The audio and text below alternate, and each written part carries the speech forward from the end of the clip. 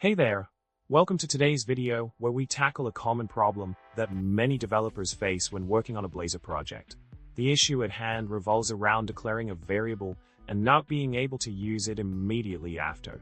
It's a frustrating problem that can leave you scratching your head trying to figure out what's going on. Moving on to the solution, one way to address this problem is by utilizing the OnInitialized method in Blazor.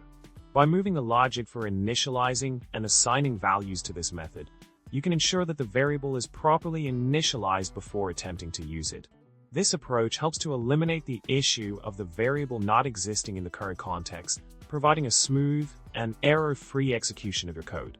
Expanding on the solution, you also have the option to directly initialize the variable when it is declared.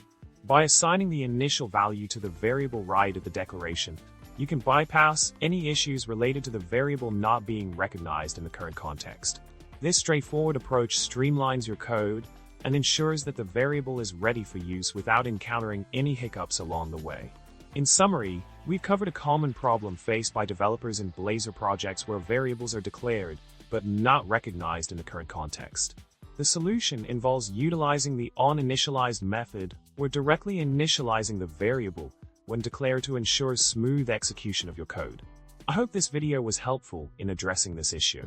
Don't forget to subscribe, like, and leave a comment below with your thoughts or any other coding problems you'd like to see solved.